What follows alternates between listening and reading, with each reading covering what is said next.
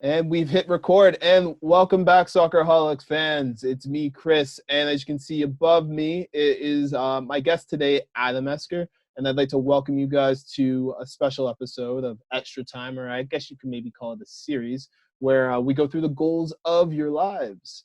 And today, Adam is the first of what I hope to be many different fans I get to have the chance to sit down with, or in this case, Zoom with, to discuss goals that have encapsulated or captured their lives or memories that we just never forget about. So, and I know Adam, being an Arsenal fan yourself, you have many different goals that you can probably recall, and maybe some non-Arsenal goals as well. Yeah, when you asked me to do this, and thanks again for having me, it's always fun. I had to really look through the memories and think about what were those moments. Of course, they're unforgettable, but now when I think about how much time has passed and how many years have gone by that I've been watching Arsenal and taking it all in, it's a little weird. It's a Yeah. little weird to think about how much time has passed. For example, like the 2013-2014 season. That's like 6-7 years ago, Mm-hmm. and I don't know. That just blows my mind. And it's such a journey for all the ups and downs, and that's just part and parcel of what it means to be a football fan. To be a fan of, uh, I think we're fortunate to be able to call ourselves Arsenal fans, and Yeah. there's a lot of people who, um, for example, the local fans of local clubs have their own stories to tell, which is so fascinating, and the context of every game. There's just so much to delve into. So, yeah, we should I'm get looking started. forward to it. And to be honest, in these with this global pandemic, or as I've called it to many other people, it's a bit of a soft reset for a lot of us. I feel a lot of soccer fans are in a bit of withdrawal, but also in a reflective state of how special this beautiful game is. And as you mentioned here, we may not be there in the actual stadium, but that game touches so many people across so many different continents that it's just incredible that this one game that we all watch, that for some only lasts 90 minutes, for others 120, touches billions of lives. But let's get to the first goal, man. Come on. What's the first goal that touched you in such a unique way that was just like, this is a moment that I'm never going to forget? Adebayor versus Manchester United. This was September 2006, and this was the game. To be exact, it was the 17th of September Mm-hmm. 2006. I, to the capacity that I was watching this game, I was watching it on a screen. This is the age old how I became an Arsenal supporter story. Yeah. Uh, but I just didn't really grow up in a football family, and I didn't know how to follow it. And of course, growing up in Canada, football was a little slow to be something that's so centerfold. Mm-hmm. That's understandable because globalization really kicked into gear in the mid 2000s. And the TV deals, they definitely helped a lot. Was there anything like special about the goal? Was there like anything about like the build up for it? Like, was it just the fact that it was a derby game, No, or? I didn't know that it was. I knew it was a derby game, but I just didn't understand the implications of. Um, well, I wouldn't say I didn't understand the implications. Oh, okay. Actually, I was just learning about the sport in itself, and And that's fair. I just discovered ESPN.com from my history teacher, Mr. Margou, several months later during the World Cup, and I all of a sudden had a pathway to just following football Yeah. day in and day out. And I remember I was watching a little game cast on the computer at my dad's work. He had a Mm-hmm. restaurant, and there were these little dots that were popping up, showing a free kick. And the end, Gilberto missed a penalty in the first half, and I just was so gripped by this game. And I knew that Man United and Arsenal was a big deal. But then there was one dot that was blinking in the 86th minute, and then it was Adebayor that scored, and I started running around, and I was just going crazy. I didn't understand, though. I didn't understand why and what it was, and I needed to explore that feeling and that emotion. And then I started looking into Arsenal and then reading up on the history. And like, I didn't know at that time that they were unbeaten, right? I didn't Yeah. know that. I didn't follow football to that extent. It was just sort of whatever was on TV. Mm-hmm. At that time, there's a lot of Serie A, but I always knew about Arsenal. So not to waffle on for too much longer, but that goal really set me on a path. And then the '98 World Cup, I was that's when I started watching football, and I was just a Yeah. kid. Same for Um, me. but I had a Mark Overmars jersey. I really wanted a R9, a Ronaldo jersey, a Brazilian jersey, but they were sold out everywhere. And I had to pick something else. And I like the Dutch. I really like the orange jerseys. And my grandmother got me one. And then when I was looking through the Arsenal archives, just to really quickly sum it up, but Mm-hmm. that's when I found out that Mark Overmars was part of that history. So I made that link, and actually, that's his the home jersey has Overmars on the back. So Ah, I see. I really see. special. Nice So tribute. all these things ended up coming together, and that goal for me is the most significant one because that really set me on that path. And we won, and we actually haven't won at Old Trafford in the league since that day. Ah, okay, okay. So you know what? Honestly, sometimes I think with these games, and I find with a lot of these goals, it's just about like the lead in. It's like the build up towards the game that like I feel sometimes nowadays it gets played up a lot.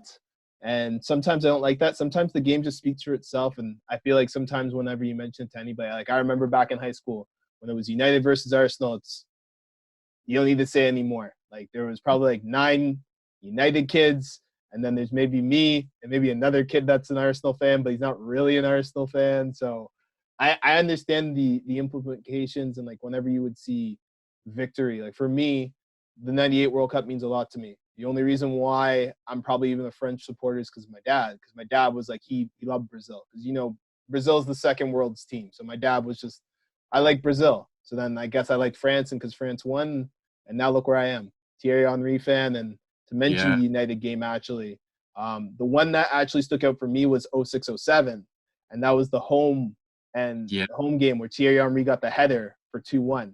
I remember it yes, because it was on ESPN as well. on my list.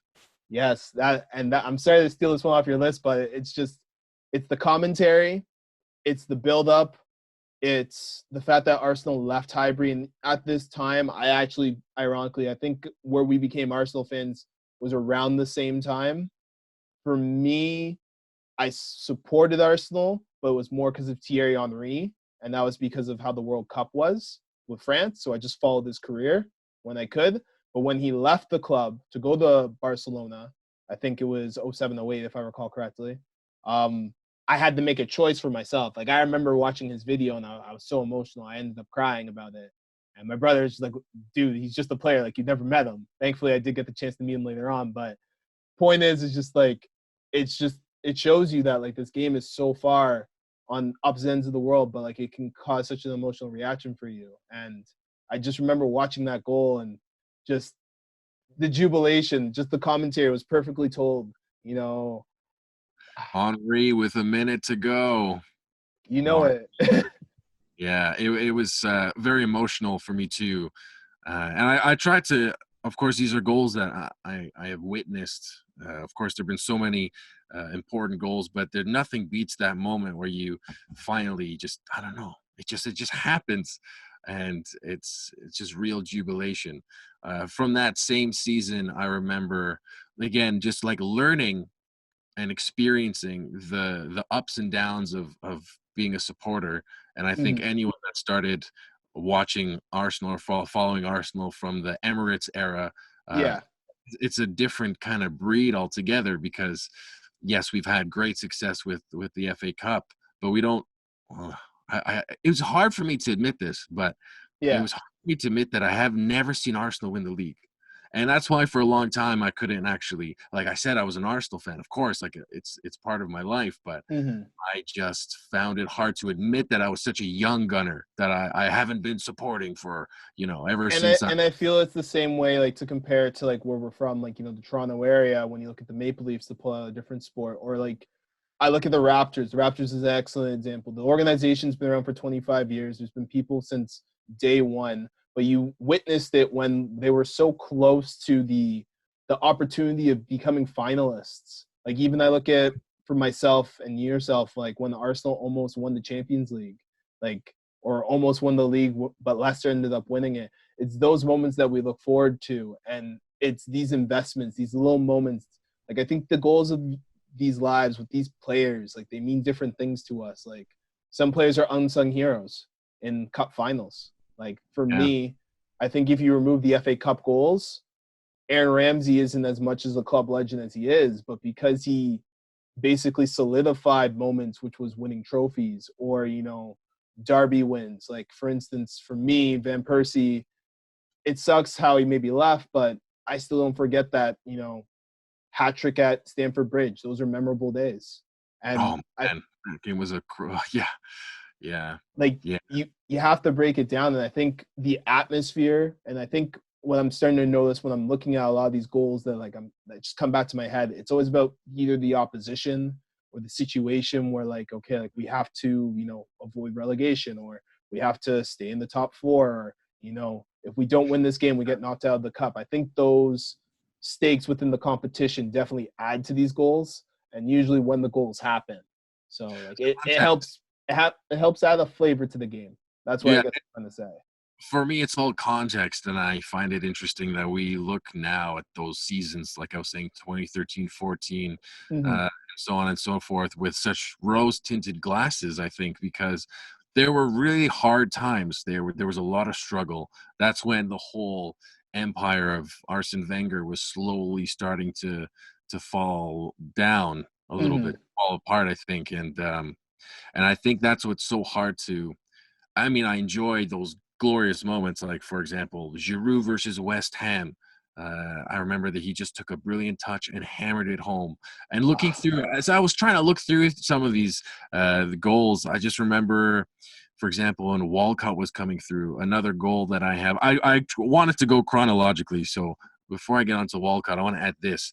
Okay. In the same season, in the Carling Cup, we played Spurs at home, and that was one Mm-hmm. of the craziest games because I was it was hard to actually find a stream, and you couldn't just watch these games on TV. They were not easily available. So I remember trying to find a stream. It was the second leg of the semifinal, and we drew. We had the Beast. We had the Beast on loan from Real Madrid. Pep, Yeah. and he scored a brace at White Hart Lane, and in the second time, and went into extra time, and then we scored. Ali Adebayor scored, and then Rosicki scored, but it was an own goal by Shimbana. I just remember just like getting so high off of just hearing the crowd Mm-hmm. exploding, wanting to be there, and that emotional connection that was already starting to happen. Another game that was hard for me to take in that same season was when we lost 1-0 to Everton, thanks to Andrew Johnson. He scored a late goal, and I remember being so angry and upset. But it was like, why did we lose this game? And I remember actually being on Facebook and messaging on like a big Arsenal page at the time, and they're like, if you want to be a part of this, you can, but you don't have to. And I said, Yeah. no, this is where I belong. Yeah. Um, yeah. And I think those battles for these great goals that they just define us. Like they're almost like markers within like our footballing history as fans, Mhm. and the games that we choose, the times to go invest into. Like I can understand that these goals, like we're looking for good quality goals, and I feel like that's why we seek out these big derbies, and that's why I feel like the media side of the game, that's why they do such an amazing job to do big coverage of these big games. That's why like I feel like sometimes poor teams, like unfortunately like Burnley and Stoke. And when I say poor, I mean poor in the sense of marketability towards like the casual fan. I don't like how their narrative's been portrayed, because moments can be created at those places just like any place. That's the power of football. And that's why it's such a great world game that, yeah, it's great that, Arsenal aesthetically is playing football. So that means you're more likely to get maybe 3 or 4 amazing team goals a season, but that still doesn't say that Stoke or Burnley can't do such a thing on the regular. Well, So that, it comes down to the style of play, and we have been famous for playing beautiful flowing football, and those teams have been known, like Stoke, have been known to be sort of, I don't know, very defensive oriented. So that was the reason why so many people follow those teams, because when you have the financial backing and the global sort of fandom, it just sort of has been something that grows with time. I think the Mhm. Arsenal fan base over the last 20 years must have quadrupled based off of the availability to see those types of those games. And when it comes to smaller clubs, I just think that it's just it's a period of time where they've either been up or down, and they haven't been able to produce. And now, especially with the way the money has gone, if you don't have the money, you won't be able to get much out of it. And that's why Arsene Wenger was so celebrated, was because he was able to find players and not break the bank. And then clubs like Chelsea changed the whole game, and then Man City did, and that's why he struggled. And he wanted the players to figure it out for themselves, and we just got to a time where we needed more. And it's interesting having seen just sort of the trajectory of the way our progress kind of went from 06, 07, 07, 08. You know, even a game that I have here is from 07, 08, when we beat Spurs 3-1 at White Hart Lane early on in the season. It was in September, and Adebayor and Fabregas scored absolute worldies. Fabregas scored to make it 2-1, and then Adebayor scored one of the Arsenal great goals. And again, those are just moments you just can't forget. And which goal for you was better in your opinion? Was it Adebayor's strike, or was it Fabregas' strike? Like what differentiated both those strikes in your opinion that made it so special? I like the Fabregas goal. They were both audacious, but the Fabregas goal is audacious because everyone backed off from him, and then he just drove forward, and then he brought the game to 2-1 and gave us the lead. And he was such a darling child for all Arsenal fans and for Arsene Wenger. And even though all the big guns started leaving or had left, Gilberto Silva was the only one who stuck around at that stage of the game, and Kolo Touré as well. In terms of the more like figureheads of the mentality, just seeing Fabregas come through and scoring that kind of belter was amazing. And then Adebayor was just such a great player as well, and he was starting to take the mold. Henry had left, but we were believing in the youth, and we had a great squad. We had Rosicky in there, Van Persie was in there. We were still missing a few pieces. In 07, 08, I remember there was another crazy. Another goal I have is Fabregas' equalizer against Liverpool at Anfield. That was another great game. Of course, that was a great Liverpool side. And Gerrard scoring the first half, and then Fabregas equalized. We had these beautiful white kits. I was actually going to mention another thing about memorable goals are the kits that we wore. Yeah. And in that season, we had the white Herbert Chapman kits that were just absolutely spectacular. And if I recall correctly, with those kits, they had like subtle details on the white of like faint print leathers, if I recall correctly.